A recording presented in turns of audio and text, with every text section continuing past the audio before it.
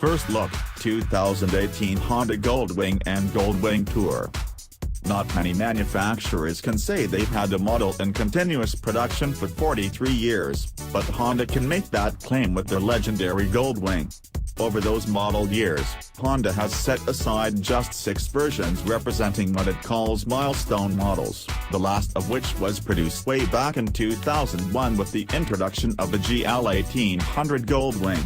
The wing has been well overdue for an upgrade, and the rumor mill was in full-on salivation mode about the prospects of a ground-up remake for 2018.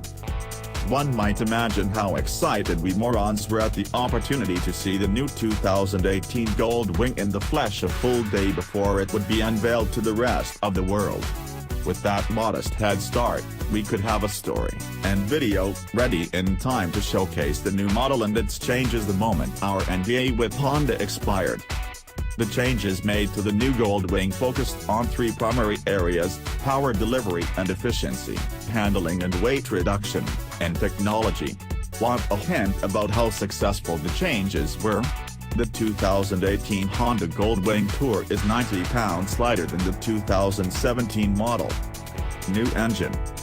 The 1.833cc SAC Flat 6 received a complete makeover for 2018, and when the dust settled, the result was a more powerful engine that is 29mm shorter front to back and 13.7 pounds lighter than before, in 6-speed manual configuration.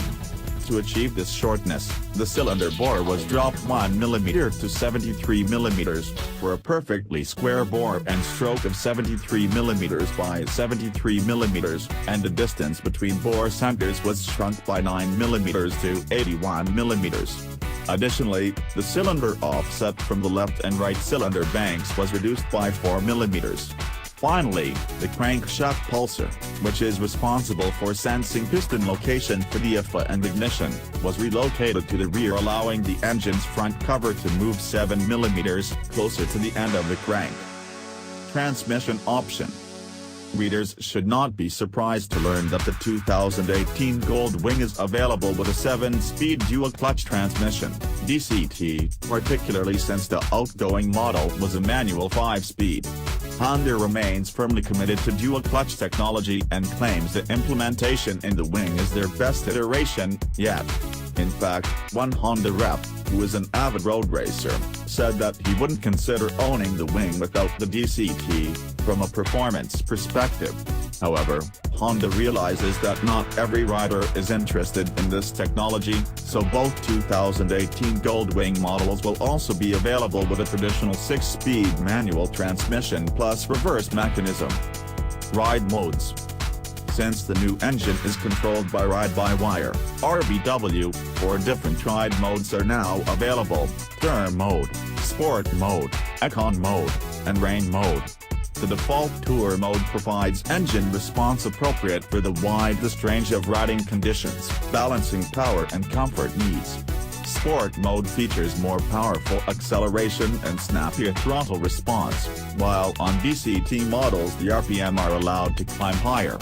Econ mode delivers milder acceleration for more relaxed riding in urban, suburban settings, with DCT shifting occurring at lower RPM for fuel economy. Rain mode, not surprisingly, attenuates power in slippery conditions. Ride-by-wire also enables other technologies for rider comfort and safety. Traction control in the form of Honda selectable torque control mitigates wheel spin by adjusting the throttle and fuel injection simultaneously. Another boon to riders is the newly implemented Hill Start Assist, which applies rear brake pressure to prevent the bike from rolling backwards after the rider releases the brakes.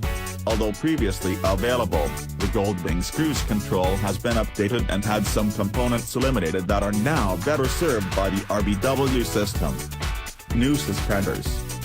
The big news on the Gold Wing's suspension is the addition of a double-wishbone front end. The shift away from a traditional telescopic fork delivers several advantages. As with all non-telescopic front suspensions, front-end dive is greatly reduced while braking. The second big advantage of those new double wishbones is better absorption of bumps, thanks to the elimination of the stiction associated with traditional forks. According to Honda, impact shocks delivered from the road to the grips are reduced by 30%. Additionally, Honda claims a 40% reduction in inertial mass in the front-end components, which translates into lessened effort for steering inputs. Just sitting on the displayed bike gives the impression of having the leverage of a much wider handlebar when turning it from lock to lock. Unfortunately, we'll have to wait to see how this feels out on the road, but Honda says the first press rides probably won't happen until early in 2018. Be for your brakes. When it comes time to slow the beast, riders will have a pair of 6-piston radially mounted calipers squeezing 320mm front rotors at their disposal. How big is the change from last year? 3 pistons in conventionally mounted calipers had only 296mm discs to embrace. The combined, linked, ABS system has been updated to better balance the braking forces applied to the front and rear wheels. In the process, the two-motor system was converted to just a single, smaller, lighter ABS modulator integrated with the brake system's ECU. Additionally, the ABS settings are linked with the ride modes to have the brake system's characteristics in line with those of the engine and suspension settings.